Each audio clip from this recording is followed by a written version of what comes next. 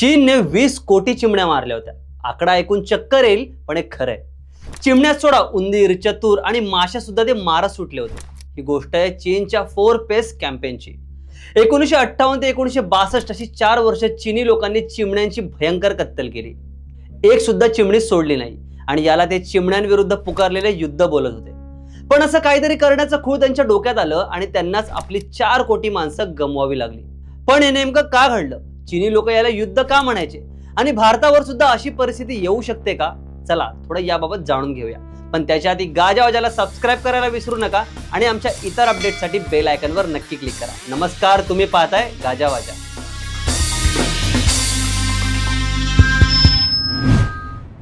ही गोष्ट आहे 1950च्या दशकातली, जेव्हा चीनमध्ये क्रांतिकारी बदलाची लाट उसळली होती। त्या काळात चीनचं नेतृत्व करत होते माओ झेडॉन्ग। माओ हे त्यांच्या कठोर निर्णयांसाठी आणि हुकुमशाही वृत्तीसाठी ओळखले जायचे। त्यांनी आपला देश प्रगतीच्या शिखरावर नेण्याचं स्वप्न पाहिलं होतं, पण त्यांच्या स्वप्नाच्या मार्गात त्यांना एक छोटासा अडथळा दिसला, तो म्हणजे चिमण्या। माओ यांना वाटायचं की चिमण्या शेतातलं धान्य खातात। एक चिमणी 4 किलो पर्यंतचं धान्य खाते, तर करोडो चिमण्या किती धान्य खात असतील आणि त्यामुळे देशाचं किती नुकसान होत असेल। त्यांच्या मते जर चिमण्यांना संपवलं तर धान्य वाचेल, पण हा विचार किती चुकीचा होता हे लवकरच सिद्ध झालं। 1958 साली माओ यांनी एक मोहीम सुरू केली, ज्याचं नाव होतं 4 पेस कॅम्पेन। या मोहिमेचा उद्देश होता 4 जीवांना, माशा, डास, उंदीर आणि चिमण्यांना चीनमधून पूर्णपणे नष्ट करण्याचा। माओ यांचा विश्वास होता की हे 4 जीव देशाच्या प्रगतीत अडथळा आणतात। या मोहिमेचा सर्वात मोठा बळी ठरल्या त्या चिमण्या।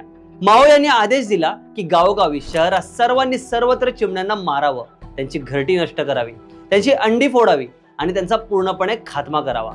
हा आदेश मिळताच चीन मधल्या जनतेने चिमण्यांविरुद्ध युद्धाला सुरुवात केली।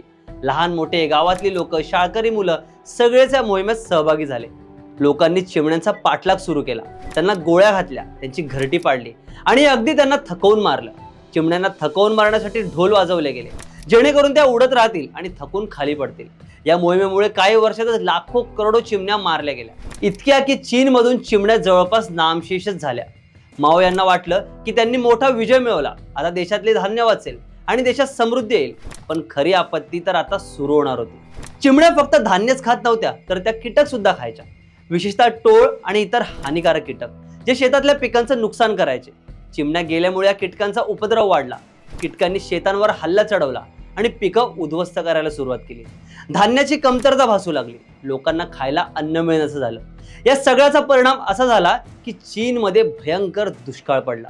हा दुष्काळ इतका भयंकर होता की त्याला ग्रेट चायनीज फॅमिन असं नाव पडलं। इतिहासकारांच्या मते या दुष्काळात सुमारे 4 कोटी लोकांचा उपासमारीमुळे मृत्यू झाला। या सगळ्यात माओ यांना आपली चूक उमगली। त्यांनी चिमण्यांविरुद्धचा आदेश मागे घेतला, पण तोपर्यंत खूप उशीर झाला होता। निसर्गाचा तोल बिघडला होता आणि त्याची किंमत संपूर्ण देशाला चुकवावी लागली। पण आता हीच परिस्थिती भारतावर येऊ शकते का? म्हणजे भारताने कोणताही चिमण्या मारण्याचा आदेश न देताही देशभरातून चिमण्या गायब झाल्या आहेत। त्याची कारणं आता तुम्हाला नव्याने सांगण्याची गरज नाही, पण एकेकाळी आपल्या घरासमोर चिवचिवाट असायचा, पण आज नाहीये। परिस्थिती इतकी शेगळली आहे की चिमणीसारखा प्राणी सुद्धा दुर्मिळ झालाय। त्यामुळे आपल्या चुकांमुळे चिमण्या नाहीशा झाल्या तर चीनसारखी दुर्दशा भारताची होऊ शकते, यात शंका नाही। अशीच नवनवीन माहिती जाणून घेण्यासाठी गाजावाजाला लाईक, शेअर, फॉलो आणि सबस्क्राईब करायला विसरू नका।